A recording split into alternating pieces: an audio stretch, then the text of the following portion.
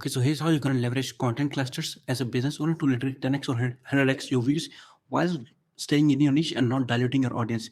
And here's how to do it correctly, because as I've seen too many people leverage famous names like Alex Emoji and not get a lot of views because they didn't execute the video idea correctly, or simply they choose the wrong person to use in the title or thumbnail. So first of all, what is a content cluster for the guys who may not know?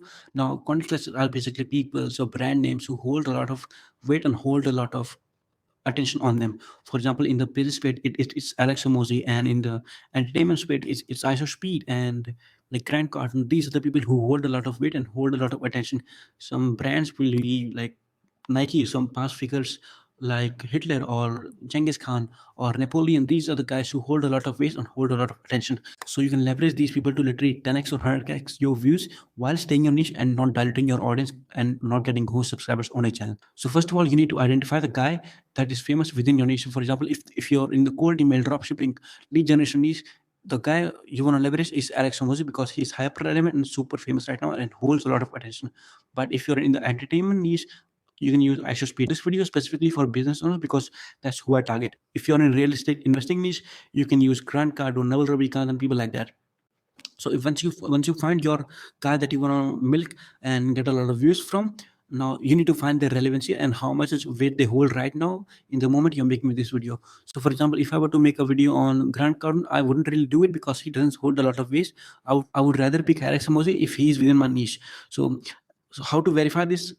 So to verify this relevancy and demand and how much weight they hold, you can use YouTube manual search and you can use vidIQ and softwares like that as well. So for example, if I search like Grant Cardone podcast, you can see in 4 months the views he has gotten it's 26K. So he's not really a good guide for me to use for my content, right? But if I say Alex Emoji, he's got 1.4 million in just a month, and you can see the search results as well. For Grant Cardone, it's like 400K views per month, and for Alex Emoji, it's like 5 million per month. So that's a massive difference.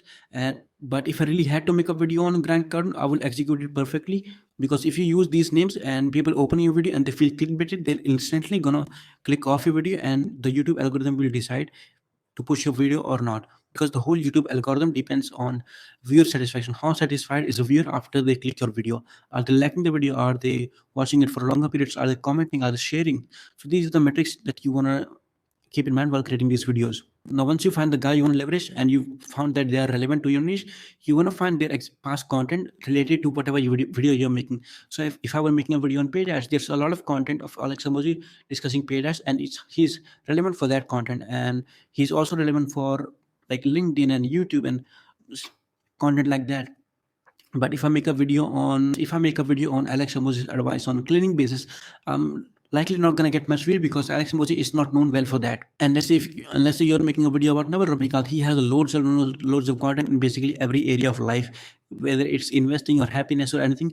So you can find these guys' content, but if you don't find any content, you're not gonna make the video, because then viewers are gonna feel clickbaited and your video is not gonna be pushed to any more audiences, and your video is eventually gonna die. So once you find their content and once you find that they're relevant to your niche, you need to see like an artist.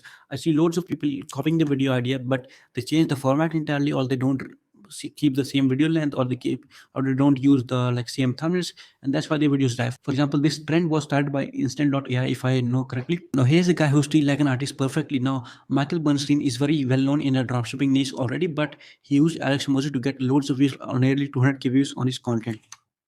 And the reason why this video did well is because he verified the demand of this content already, because Instantly.ai has already created many videos on this topic. So he just copied their like thumbnail format and how they created the thumbnail, and they copied the video length as well. And he copied the video format as well, because these videos are not like a commentary video on Alex Hormozi's advice. These are videos are breakdown of Alex Hormozi's cold email strategy. So using Alex Hormozi's name got them views, but using their cold email strategy helped the viewers watch longer. So this indicates to YouTube that the viewers are satisfied, and eventually it pushes the video to more audiences. But if you make like a commentary style video on Alex Hormozi's advice, you're not gonna get much views because viewers expected Alex Hormozi in the video. So if you deliver anything low than that, viewers are gonna feel clickbaited and they'll eventually click off your video.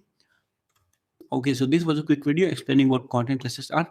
But if you want to see more videos like this, I can keep making them more because they're so quick to make, and I like making these videos. So let me know what you think.